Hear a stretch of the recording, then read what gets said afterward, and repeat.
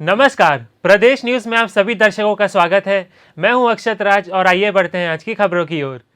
छत्तीसगढ़ के पंचम विधानसभा नवम सत्र यानी शीतकालीन सत्र आज से शुरू हुआ, जो 30 दिसंबर तक चलेगा। इस दौरान विधानसभा की 7 बैठकें होंगी। सत्र के दौरान विधानसभा में कोरोना संक्रमण से निपटने के लिए सभी व्यवस्थाएं की गई है, जिसमें सदन में प्रवेश करने से पहले सभी सदस्य, अधिकारी, कर्मचारी एवं मीडिया के सदस्यों का थर्मल टेस्ट के साथ ही सैनिटाइजेशन भी किया जाएगा। गौरतलब है कि विधानसभा अध्यक्ष डॉक्टर चरणदास महंत कोरोना संक्रमित होने के कारण शीतकालीन सत्र में शामिल नहीं हो पाए। यही कारण है कि सत्र की शुरुआत विधानसभा उपाध्यक्ष मनोज मंडावी ने आंसदी ग्रहण की। सत्र की शुरुआत राष्ट्रीय गीत और राजगीत से हुआ। सदन की शुरुआत में विधानसभा उपाध्यक्ष मोहन मंडावी ने दिवंगत नेताओं का उल्लेख करते हुए हीरा सिंह मरकाम, पूरनलाल जांगड़े, लाल महेंद्र टेकाम और धनाराम साहू के कार्यकाल के उल्लेख करते उन्हें श्रद्धांजलि अर्पित की। मुख्यमंत्री भूपेश बघेल ने इस गढ़ के पूर्व सदस्य स्वर्गीय हीरा सिंह मरकाम के कार्यकाल को याद करते हैं और उन्हें श्रद्धांजलि दी। उन्होंने कहा, मरकाम सरवाहा आदिवासियों के नेता थे। मरकाम अपनी स्पष्टतावादिता से अपने अलग पहचान उन्होंने बनाई थी। उन्होंने छत्तीसगढ़ के विकास के लिए अपना जीवन दे दिया था। मुख्यमंत्री ने स्वर्गीय पूरनलाल जांगड़े को याद किया है और उन्हें श्रद्धांजलि दी। स्वर्गीय लाल महेंद्र सिंह टेकाम आदिवासियों के प्रखर नेता थे, साथ ही वे डोंडी के राजा थे। लोग उनके पर काफी विश्वास था। वहीं मुख्यमंत्री ने विधानसभा के पूर्व सदस्य घनाराम साहू के निधन का गहरा शोक व्यक्त किया। चौधरी फोटोस बाबू दिवंगत नेताओं के निधन पर उनके परिवार को प्रति संतावना जताई गई और प्रदेश के लिए अपूर्ति क्षति मानी गई। नेता प्रतिपक्ष लाल कौशिक, हीरा सिंह मरकाम, पूरनलाल जांगड़े, लाल महेंद्र सिंह टेकाम और धनाराम साहू के कार्यकाल को भी याद किया गया। इसके बाद पक्ष और विपक्ष के नेताओं ने दिवंगत नेताओं को अपनी श्रद्धा सुमन अर्पित की। सदन में दिवंगत नेताओं को श्रद्धांजलि देने के लिए असांदी के आदेश के बाद सभी सदस्यों ने 2 मिनट का मौन रख श्रद्धांजलि अर्पित की। Bureau report, the news. विधानसभा उपाध्यक्ष मनोज सिंह मंडावी की अध्यक्षता में छत्तीसगढ़ विधानसभा के शीतकालीन सत्र के आगाज से पहले ही विधानसभा के मुख्य समिति कक्ष में कार्य मंत्रणा समिति की बैठक आयोजित की गई है। मुख्यमंत्री भूपेश बघेल, नेता प्रतिपक्ष धरमलाल कौशिक और संसदीय कार्य मंत्री रविंद्र चौबे सहित समिति के सदस्य बैठक उपस्थिति में होंगे। समिति की बैठक में सत्र के दौरान होने वाली कार्यवाही पर विस्तार पूर्वक चर्चा की गई। इस दौरान सत्र को सफल बनाने की पहल की गई। छत्तीसगढ़ विधानसभा का शीतकालीन सत्र काफी गर्माहट भरा होने का अंदेशा लगाया जा रहा था और वैसा हुआ भी। आज से शुरू हुआ सत्र, जो 30 दिसंबर तक चलेगा, इस दौरान विधानसभा की 7 बैठकें होंगी। दिवंगत नेताओं को श्रद्धा सुमन अर्पित के बाद सदन का कामकाज शुरू हुआ, जिसमें सरकार के द्वारा 10 विधेयक को सदन के पटल पर रखा जाएगा। विपक्ष के तेवरों के साथ सरकार ने भी जवाब देने की पूरी तैयारी कर ली है। विपक्ष सोमवार से छत्तीसगढ़ में शीत सत्र की शुरुआत में ही प्रदेश में चल रहे धान खरीदी के बारदानों में कमी से किसान परेशान, गिरदावरी में अनियमितता को लेकर घेरने की तैयारी में है। प्रश्नकाल के दौरान खुज्जी विधानसभा की अध्यक्ष छन्नी साहू ने अपने विधानसभा क्षेत्र के कृषकों द्वारा स्थायी और अस्थायी विद्युत पंप कनेक्शन के संबंध में सदन में सवाल दागा। विधायक ने बताया कि वर्ष 2018 से 2020 तक प्राप्त आवेदन में इतने कनेक्शन मिलने की जानकारी है, वो उन्हें चाहिए। ऊर्जा विभाग मुख्यमंत्री भूपेश बघेल के पास है, इसलिए मुख्यमंत्री ने जवाब देते हुए कहा कि जल्द ही अस्थायी कनेक्शन को स्थायी कनेक्शन में औपचारिकता के अनुसार पूरा किया जाएगा। मुख्यमंत्री के जवाब से नाखुश होकर विपक्ष के सदस्यों ने मुख्यमंत्री से अस्थायी कनेक्शन को जल्दी स्थायी कनेक्शन में बदलने का दबाव डाला है, जिसके बाद सदन में पक्ष और विपक्ष के बीच जमकर तकरार हुई। जवाब देते हुए मुख्यमंत्री ने बताया कि वर्तमान में 94,950 अस्थायी कनेक्शन हैं, जिनकी औपचारिकता पूरी होने के बाद कृषकों को इसका लाभ मिलेगा। मुख्यमंत्री भूपेश ने पिछली सरकार के अस्थायी कनेक्शन के आंकड़े का हवाला देते हुए वर्तमान सरकार में उसके बेहतरी के लिए काम करने की जानकारी दी है। Bureau report, the news. Chhattisgarh में बीते 24 घंटे में 953 कोरोना मरीजों की पहचान हुई है, जिसमें 9 लोगों की मौत की खबर भी आई है। वहीं 1034 मरीज डिस्चार्ज हुए हैं। छत्तीसगढ़ में कुल 2,67,219 संक्रमित हुए, जिसमें 2,45,480 स्वस्थ भी हो चुके हैं और अब तक 3,181 मरीजों की मौत हुई है। केवल रायपुर जिला ही ऐसा है जहां बसे अधिक 128 मरीज मिले। प्रदेश में इस समय कोरोना एक्टिव मरीजों की संख्या 16,558 है। द न्यूज़ आप सभी से अपील करता है कि कोरोना संक्रमण से बचाव के लिए घर से निकलते समय मास्क जरूर लगाएं, सोशल डिस्टेंसिंग भी अपनाएं और बार बार हाथ जरूर धोएं। साथ ही नाक और आंख में हाथ देने से बचें। आप सुरक्षा को अपनाएंगे तो आप और आपका परिवार संक्रमण से बचा रहेगा। छत्तीसगढ़ के राजधानी रायपुर में महात्मा गांधी की यात्रा के 100 साल पूरे होने पर शताब्दी समारोह का आयोजन किया गया। इस दौरान गांधी जी के आदर्शों को याद किया गया। साथ ही विभिन्न क्षेत्रों के प्रमुख हस्तियों का सम्मान समारोह भी आयोजित किया गया। कार्यक्रम में वर्चुअल रूप से मुख्यमंत्री शामिल हुए। वहीं खाद्य मंत्री अमरजीत भगत सहित संस्कृति विभाग के आला पदाधिकारी कार्यक्रम में मौजूद रहे। राजधानी में महात्मा गांधी का शताब्दी समारोह उनकी यात्रा को याद करने के लिए मनाया गया। गौरतलब है कि छत्तीसगढ़ की धरा रायपुर में पहली बार महात्मा गांधी 20 दिसंबर 1920 को आनंद वाचनालय आए थे, जहां से उन्होंने कंडेल सत्याग्रह का शुभारंभ किया था। इस दौरान उन्होंने एक आम सभा भी आयोजित की थी। इस आम सभा में हजारों लोग एकत्रित हुए थे। सीएम भूपेश बघेल वर्चुअल रूप से शताब्दी समारोह से जुड़े। उन्होंने कहा कि आज छत्तीसगढ़ गांधी जी के दिखाए रास्ते पर आगे चल पड़ा है। बापू के ग्राम स्वराज्य की परिकल्पना को साकार करने के लिए राष्ट्रपिता की जयंती की 150वीं वर्षगांठ पर छत्तीसगढ़ सरकार ने सुराजी गांव योजना प्रारंभ की, जिससे हमारे किसान और गांव आत्मनिर्भरता की ओर बढ़ रहे हैं। शताब्दी समारोह के दौरान भारतीय बंधु ने अपनी प्रस्तुति से उपस्थित लोगों का मन मोह लिया। सायेदार पेड़ जमाने के काम आए।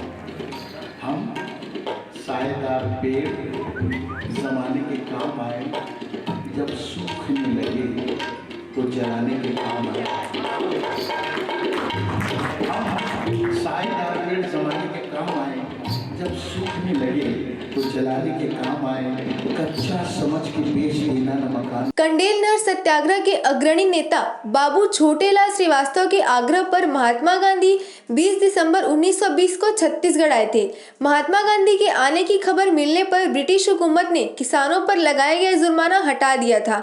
यह सविनय अवज्ञा आंदोलन की पहली बड़ी जीत थी। शताब्दी समारोह के अवसर पर विभिन्न क्षेत्रों में प्रमुख कार्य करने वाले लोगों का सम्मान घासीदास संग्रहालय में आयोजन के दौरान किया गया। कार्यक्रम की अध्यक्षता करते हुए संस्कृति मंत्री श्री अमरजीत भगत ने कहा कि राष्ट्रपिता महात्मा गांधी आजादी के आंदोलन के प्रणेता ही नहीं, हमारे प्रेरणा स्रोत हैं। उन्होंने पूरे देश को एकता के सूत्र में पिरोया।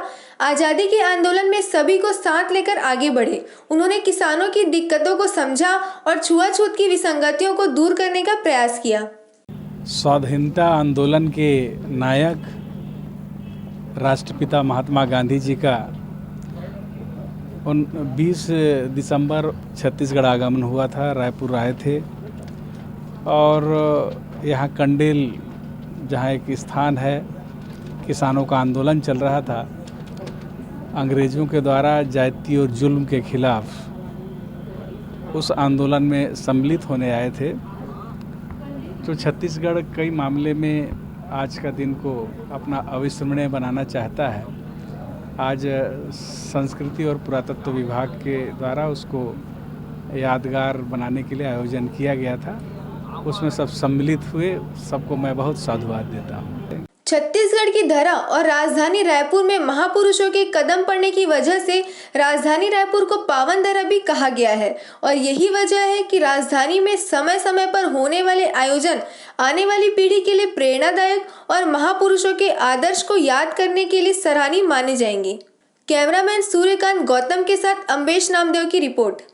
कोरोना काल में बेरोजगार हुए प्रदेश के लगभग 3000 अतिथि व्याख्याताओं ने आज रैली निकालकर मुख्यमंत्री निवास में घेराव करा, लेकिन पुलिस ने बैरिकेड लगाकर रास्ते पर ही रोक लगा दी। वहीं अतिथि व्याख्याता शिक्षाओं द्वारा कई दिनों से अपनी जायज मांगों को लेकर राजधानी के बूढ़ा तालाब धरना स्थल पर आंदोलन कर रहे हैं।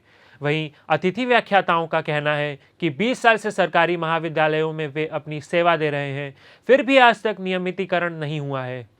राजधानी रायपुर के बूढ़ा तालाब धरना प्रदर्शन स्थल से सीएम निवास की घेराव चलने के लिए अतिथि व्याख्याता महाविद्यालय के जो शिक्षक है वो निकले हैं। हम अभी नज़ारा दिखाएंगे किस तरीके से यहाँ पर प्रदेश के लगभग 3000 व्याख्याता अतिथि शिक्षक है जो महाविद्यालय में पढ़ाई का रूटीन करते हैं। कोरोना काल में इनको नौकरी से निकाल दिया गया, साथ ही साथ उनको पेमेंट भी नहीं दिया गया है। इन सीधा बात करेंगे। यहाँ प्रदर्शनकारी हमारे साथ मौजूद है। क्या चाहते हैं और इस प्रदर्शन को क्या कैसे लेके आप यहाँ प्रदर्शन कर रहे हैं? हमने 5 सरकारों से अपना प्रॉब्लम निवेदन किया, लेकिन किसी सरकार ने हमारी बात नहीं सुनी। हम कांग्रेस की बात नहीं करते हैं, कांग्रेस और भाजपा दोनों एक ही थाली के चट्टे बट्टे हैं। ये मेरे जो साथी हैं, इन्होंने अपनी पूरी जवानी, आप मेरी उम्र देखिए 52 साल की हो रही है। मैंने 30 साल में नौकरी शुरू की थी 1991 में, और 1991 से आज तक मैं 2020 तक पहुंचा हूं। आज तक मेरी रेगुलर नौकरी नहीं है। मैंने हजारों तहसीलदार निकाले, कलेक्टर निकाले, कमिश्नर निकाले, सिपाही निकाले, चपरासी निकाले, लेकिन मेरा क्या है मेरा आज? इस सरकार से मैं सवाल पूछने की बात करते हैं। ये किस दम पर सरकार बनाते हैं? क्या इनकी एबिलिटी है? क्या योग्यता इनके भीतर है? ये केवल परिवारवाद, जातिवाद, संप्रदायवाद की राजनीति कर रहे हैं। अभी धर्मवाद पर आ गए। प्रमुख मांगे क्या है आप लोग? हमारी मांग है कि आज और अभी, जब हमारी जो उम्र हो चुकी है, आज और अभी हमको आपको रेगुलर करना पड़ेगा। रेगुलर आपने हमारे 25 बार हमसे आपने वादा किया है कि हम आपको नियमित कर देंगे। हमारा घोषणा पत्र है, हम आपको जिताइए। हमने आपको जिताया, लेकिन वही ठेंगा का ठेंगा, कुछ नहीं मिला अभी हमको। अभी आपको कितना वेतन मिलता रहा है? अभी तो हमको फूटी कौड़ी नहीं मिल रहा है। 20,800 रुपये देती है, हमको एहसान करती है। MA, MPhil, PhD gold medalist हूँ मैं। ये क्या है? 11वीं पास मंत्री बनाए बैठे हैं। इनके पास क्या योग्यता, एबिलिटी क्या है? इसके पास है कोई योग्यता इनके पास? आगे और क्या करेंगे? आपको तो पुलिस ने रोक दिया यहाँ पे। अरे पुलिस, हम क्या है? हम गांधीवादी लोग हैं। हमने बच्चों को पढ़ाया है, समाज बनाया है, राष्ट्र बनाया है। हम मास्टर लोग हैं। हम इनका राज्य बदलेंगे। चुनाव आयोग से हम लोग एक दल का पंजीकरण करा रहे हैं। ये जानते क्या है? अभी क्या समस्या है? कमीशन खोरी की सरकार बनाएंगे हम ऐसे सिकंदर पैदा करेंगे इस धरती पर, छत्तीसगढ़ की धरती पर, जो ऐसे झूठे फरेबी लोगों को रुपया बांटकर, लोगों को चावल बांटकर जो सरकार बन रही है छत्तीसगढ़ में, वो छत्तीसगढ़ वासियों के साथ धोखा है। हम उसको नस्तमूत कर देंगे। मेरा नाम ऋषि कुमार शर्मा और मैं इस प्रदेश की धर्मधानी सूरीनारायण से आज राजधानी में उपस्थित हूँ। हमारी प्रमुख मांग अभी ये है कि हम लोगों को तत्काल इस समय महाविद्यालय में नियुक्ति दिया जाए, और साथ ही हमारे माननीय राहुल गांधी जी ने जो वादा किया था चुनाव के समय में, सभी अनियमित कर्मचारियों को नियमित किया जाएगा। उस वादे के अनुरूप हमें नियमितीकरण की प्रक्रिया को प्रारंभ किया जाएगा। हम लोग अभी पिछले 10 माह से बेरोजगार हैं। हमारे पास इस समय खाने पीने की स्थिति दुर्भर हो चुकी है। हमारी वित्तीय परिस्थिति मतलब बिल्कुल ख़राब हो चुकी है। तो हमारी मांग यही है कि हमें तत्काल इस समय महाविद्यालय में अध्यापन कार्य प्रारंभ हो चुका है, तो तत्काल हमें नियुक्ति देकर के अध्यापन कार्य की प्रक्रिया में शामिल किया जाए और नियमितीकरण की प्रक्रिया को प्रारंभ किया जाए। जिस प्रकार से मध्य प्रदेश सरकार में हमारे जीतू पटवारी जी, वहाँ के उच्च शिक्षा मंत्री जी ने जो नियमितीकरण की प्रक्रिया को विधानसभा में रखा था, उसी अनुरूप में, उसी मंशा के अनुरूप भूपेश सरकार से भी अनुरोध हम करते हैं कि वे राहुल गांधी जी के सपनों को पूरा करें, अनियमित कर्मचारियों को नियमित करने की प्रक्रिया को शीघ्र अतिशीघ्र प्रारंभ करें। लेकिन उसके पहले है कि हम अपने रोजी रोटी चला सकें, उसके लिए हमें महाविद्यालय में तत्काल नियुक्ति दें। तो देखिए किस कैसे अपनी आवाज़ लगातार उठा रहे हैं अतिथि शिक्षक जो महाविद्यालय में पढ़ाई का काम करते हैं। देखिए किस तरीके से रोड में बैठे हुए हैं और महिला पुरुष दोनों शिक्षक यहाँ पर लगातार प्रदर्शन कर रहे हैं। कई दिनों से राजधानी रायपुर के बूढ़ा तालाब पर इन्होंने लगातार शांति ढंग से प्रदर्शन किया है। वहीं साथ ही साथ लगातार ये मांग उठ रही है भूपेश बघेल सरकार से कि हमारी नौकरी नियमितीकरण करे। मेरे सहयोगी होरी साहू के साथ तिलक देवांग, द न्यूज़, रायपुर। पाटन के अमलेश्वर थाना क्षेत्र स्थित खुड़मुड़ा गांव में एक ही परिवार के 2 लोगों की हत्या और 2 के लापता होने का मामला सामने आया है। सुबह सुबह आई इस खबर से पूरे गांव में मातम का माहौल है। मिली जानकारी के मुताबिक खुड़मुड़ा से 1 किलोमीटर दूर स्थित खेत में ही परिवार के मुखिया बलाराम घर बनाकर रह रहे थे। परिवार में उसकी पत्नी दुलारी, उनका बेटा रोहित, बहू कीर्ति और 2 छोटे नाती के साथ वे रहते थे। आज सुबह घर की बाड़ी में बहू कीर्ति सोनकर और पत्नी दुलारी बाई की खून से सनी लाश पड़ी हुई थी। खेत के पास से गुजर रहे किसी व्यक्ति की इन पर नजर पड़ी, जिसके बाद खबर पूरे गांव में आग की तरह फैल गई। मौके पर आला अधिकारियों सहित अमलेश्वर पुलिस मौके पर पहुंच गई। दोनों की हत्या बेहद नृशंस तरीके से की गई। बताया जा रहा है कि पहले पानी में डुबोया गया, उसके बाद दीवार से टकराने के बाद पत्थर के सिर से सिर पर वार किया गया और इस तरीके से हत्या को अंजाम दिया गया। इसके साथ ही 11 वर्षीय बच्चे के ऊपर भी हमला किया गया है, उसके सिर पर चोट आई है। माना जा रहा है कि बच्चा इस पूरी वारदात का प्रत्यक्षदर्शी है। बच्चे को इलाज के लिए अस्पताल भेजा गया है। बच्चे की स्थिति को देखते हुए ही उससे पुलिस द्वारा पूछताछ की जाएगी। घटना के बाद से बाप और बेटे दोनों ही फरार हैं। प्रथम दृष्टया माना जा रहा है कि दोनों ने ही इससे पूरी वारदात को अंजाम देकर फरार हुए हैं। राजधानी में करणी सेना छत्तीसगढ़ के प्रदेश और प्रमुख पदाधिकारियों ने एक महत्वपूर्ण बैठक ली है। इस बैठक में पंकज सिंह, राष्ट्रीय संगठन मंत्री, और सुरजीत सिंह, राष्ट्रीय अध्यक्ष फिल्म यूनियन करणी सेना के साथ ही है। छत्तीसगढ़ के प्रदेश संरक्षण सच्चिदानंद उपाध्याय ने अपने कार्यकर्ताओं को करणी सेना के लक्ष्य की जानकारी दी है। करणी सेना की बैठक में जयप्रकाश पांडे को छत्तीसगढ़ का प्रदेश अध्यक्ष नियुक्त किया गया। अब नियुक्ति के बाद जयप्रकाश पांडे प्रदेश कार्यकारिणी को गठित करने, छत्तीसगढ़ में करणी सेना को मजबूत करने की दिशा में काम करेंगे। राष्ट्रीय संगठन महामंत्री पंकज सिंह ने कहा कि अब छत्तीसगढ़ में करणी सेना अपने विस्तार के साथ ही राज्य में लव जिहाद पर कानून बनाने की मांग को सरकार से करेगी, जिसे लेकर करणी सेना द्वारा प्रदेश के मुखिया भूपेश बघेल और राज्यपाल को ज्ञापन भी सौंपा गया है। आगे की आने वाले वर्ष में रूपरेखा कैसे होगी उस पर निर्णय लिया गया और लोगों को मेरे द्वारा मार्गदर्शन दिया गया। और इसी कड़ी में आज हम लोगों ने बैठक में एक सर्वसम्मत से निर्णय लिया, छत्तीसगढ़ की ज़मीन से जुड़े हुए छत्तीसगढ़ के स्थानीय लोगों के लिए कार्य करने वाले श्री जयप्रकाश पांडे जी को छत्तीसगढ़ का हम नया प्रदेश अध्यक्ष करणी सेना चुन रहे हैं। नवनियुक्त प्रदेश अध्यक्ष जयप्रकाश पांडे ने कहा कि अधिकारियों को करणी सेना के उद्देश्य की जानकारी दी जाएगी और साथ ही प्रदेश में एक मजबूत संगठन का गठन कर प्रदेश में हो रहे अत्याचार को समाप्त करने की पुरजोर कोशिश की जाएगी। हमारी रहेगी पहले तो सामाजिक समरसता पर रहेगी और हिंदुत्व विचारधारा, संस्कृति, धर्म रक्षा और राष्ट्र अखंडता के लिए हम लोग प्रयास रहेंगे, जिसमें राष्ट्र के अखंडता के लिए छत्तीसगढ़ प्रदेश सबसे अव्वल रहे, एक लिए हम ज़्यादा प्रयास करबो। और हमारे हिंदू धर्म संस्कृति के लिए हम समर्पित हैं, करणी सेना है। हमारे पत्रकार बहनी भाई बंधु मन के लिए हम समर्पित हैं। आवाज़ उठाने वाला चौथा स्तंभ आप मन हो, हमें हमेशा आपके साथ हैं। हमारे संस्कृति के ऊपर कोई कुठाराघात कर ही टोला हम नहीं छोड़ा। प्रदेश के संरक्षक सच्चिदानंद उपाध्याय ने कहा है कि करणी सेना देश के हर राज्य में लव जिहाद पर कानून लाने की मांग कर रही है। इसी कड़ी में छत्तीसगढ़ में भी राज्य सरकार से करणी सेना लव जिहाद को रोकने के लिए कानून बनाने की मांग करेगी, ताकि हिंदू बहनों की लाज की हम रक्षा कर सके। जिस प्रकार से अन्य राज्यों में कड़े कानून बन रहे, उत्तर प्रदेश में जिस प्रकार से बना, अन्य राज्यों में प्रक्रिया में है, उन कानूनों को यहाँ मंगाया जाए। और जिस प्रकार से वहाँ पर लव जिहाद के खिलाफ खुली लड़ाई चल रही है सरकार के द्वारा, उस प्रकार छत्तीसगढ़ की सरकार भी छत्तीसगढ़ की नारी शक्ति की सुरक्षा के लिए छत्तीसगढ़ में व्यापक मात्रा में धर्मांतरण के खिलाफ जो है, इस मार्ग से जो धर्मांतरण हो रहा है उसके खिलाफ कड़ा कानून लाए और जो लोग इसके अपराधी हैं, जो इस दिशा में अपराध करते पाए जाते हैं, उनको जिस प्रकार से भी हमारे राष्ट्रीय संगठन महामंत्री जी ने कहा है, उनको उस प्रकार से दंडित किया जाए। फिल्म यूनियन करणी सेना राष्ट्रीय अध्यक्ष सुरजीत सिंह ने कहा है कि फिल्मी दुनिया में छत्तीसगढ़ के स्थानीय कलाकारों को आगे लाने के लिए करणी सेना फिल्म यूनियन कार्यरत है और इसके साथ ही लव जिहाद जैसे मुद्दों को बढ़ावा देने वाली फिल्म निर्माण पर करणी सेना की सख्ती नजर आएगी, ताकि फिल्म निर्माता अश्लील वीडियो को दर्शकों के सामने न परोस सके। साथ ही उन्होंने ये भी कहा है कि अश्लील फिल्मों के खिलाफ कोर्ट में याचिका भी दायर की जाएगी, जिसे लेकर केंद्र सरकार ने भी संज्ञान लिया है।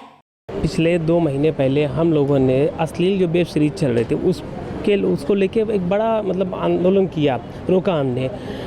उसमें हमारा जो है मुंबई में हमने कई जगह शूटिंग रोक दिया। उसका असर ये हुआ कि सूचना प्रसारण मंत्रालय ने एक गाइडलाइन तय कर दिया उस सेंसर बोर्ड के अंतर्गत जो है वेब सीरीज के ऊपर कि आप अश्लीलता जो है अब नहीं जो है दर्शा सकते जो है। दूसरा क्या है ना, करणी सेना इस समय हर चीज़ों पे बड़ा फिल्म इंडस्ट्री को लेके, क्योंकि अभी इसी सब चीज़ों को फिल्म इंडस्ट्री के मुद्दों को लेके अभी फिल्म यूनियन बनाएगी करणी सेना की।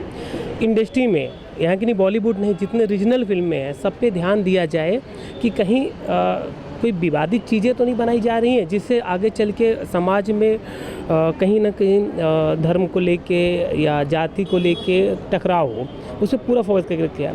बहरहाल अब देश भर में अश्लीलता के खिलाफ करनी सेना ने अपना कदम बढ़ाया है, जिसमें बढ़ते लव जिहाद के मामले और फिल्मों में परोसी जा रही अश्लीलता को रोकने के लिए एक मुहिम करनी सेना ने छेड़ी है। अब ये देखना होगा कि राष्ट्रीय स्तर के बाद कब छत्तीसगढ़ में इसका कितना कारगर असर देखने को मिलता है।